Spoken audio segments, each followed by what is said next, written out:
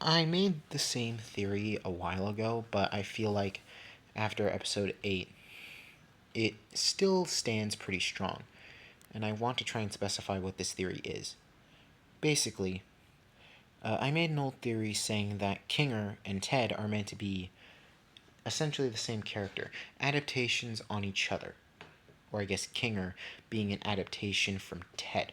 And I have a few points to actually prove this that actually spawned up within episode 8, as well as previous episodes. Let me just show you. Also, just for clarification, I am not the only one who has had this theory. Several people have. Anyways, on to evidence. Okay, firstly, we know that he's an ANC employee, one of the original programmers of Kane, before the circus started, before he got trapped in there. Similar to Ted from the original story, who had connections and worked on Am before his rampage. And as well as his other role within episode 8, being involved with trying to free the rest of the captors, similar to Ted, who basically mercy killed the entirety of all of the people left on the planet, and also tried to include himself, but hey, that didn't exactly work out. If you know the book, you know the book. And moving on. Furthermore, I believe that Scratch, one of the original captures, one of the original prisoners of the circus, is meant to be Nemdoc from the original story. Nemdoc was also involved with creation of their own imprisonment, but in a separate manner. As Nemdoc created this weird formula or medication that was meant to extend life beyond what it was originally meant to be. And that explains why they've been alive for the past 109 years. It was the sub-medication used by Am, as well as Am's extreme power as a computer, that kept them alive for so long. As plus, it makes sense per Scratch because we heard in episode 8 that he had some kind of tumor, which would explain a lot, considering the factors that he tried. At least we think he created the circus as a possible way to live forever. Sorry about the... can you... You can skip this part, I don't care. Or can you just keep it down, jackass? Too far into this video to really edit that process out. Anyways, is he basically had this whole tumor in his head, which I think is the reason he created the circus in the first place, a way to upload his mind into the computer in order to extend his own life, or possibly live forever without the necessary needs of his body. And that leads into another point. People believe that Jax might be dying within the final episode, but I don't really think that's the case. A lot of people believe that Jax is meant to be Ted's equivalent, but I don't really think so. Gooseworx isn't that surface level. It wouldn't be the exact same as, these two characters act the same, or similarly. No.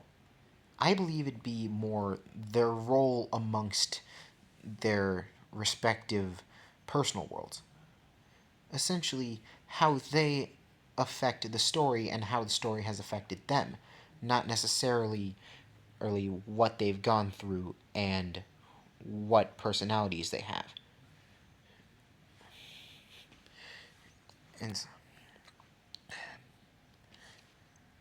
But that also leads into a whole nother thing,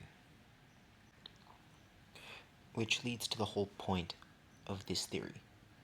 I believe that Kinger is going to sacrifice himself holding the exit door open for the rest of the cast, similar to how Ted allowed everyone's suffering within the original story to end, and is bringing back ties.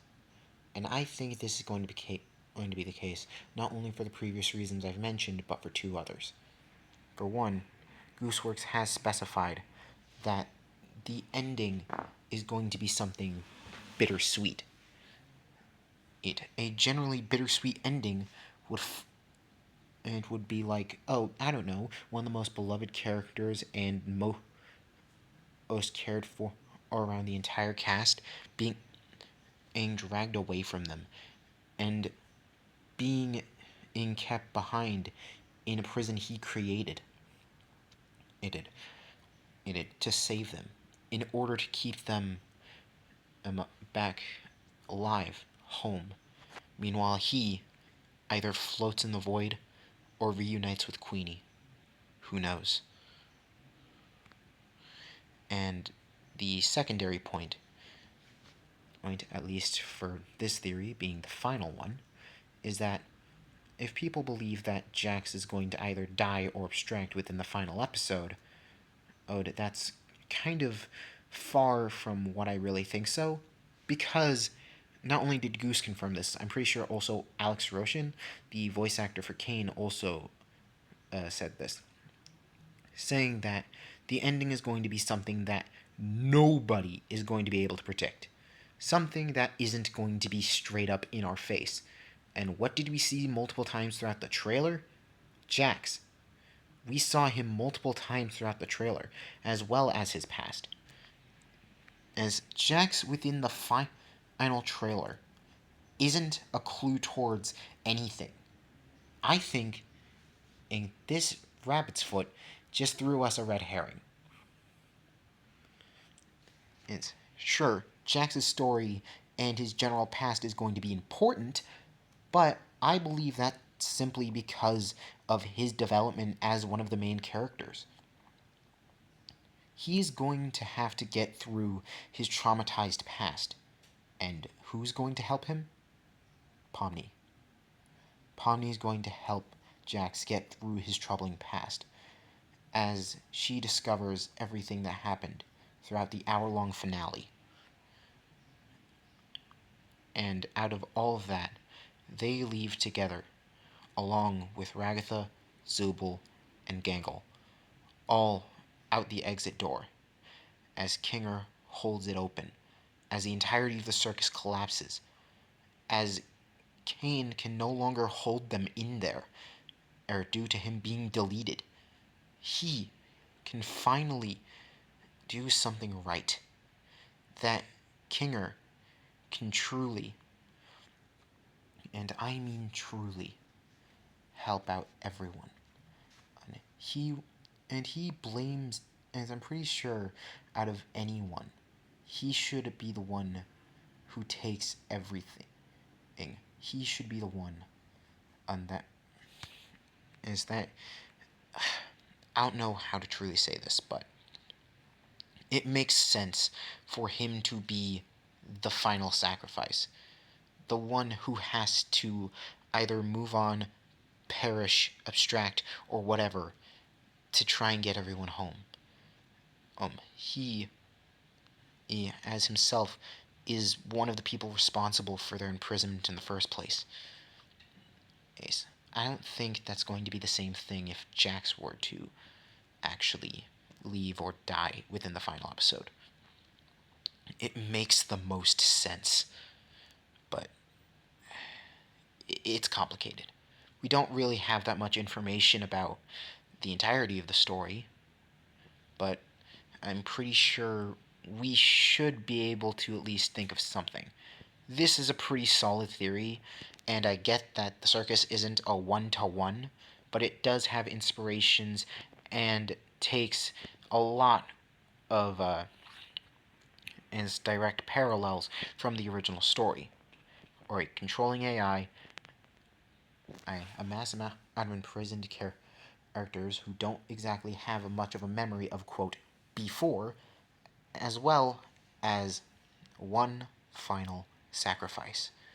As someone who created the circus finally living up to something they should have done. Pay for what they've created. And is put their foot right by the door to hold it open as everyone gets their happy ending. Meanwhile, he has a single cybered tear, a single pixel left on his awkward and weirdly shaped eyes. It would be the perfect ending, at least in my opinion. But what do you think? I feel like this theory is decently strong, but I could be wrong about many things. If TADC is anything, it's a psychological thriller mystery series, more specifically. And I feel like that mystery can definitely be seen. We could be surprised by the ending, we might not be.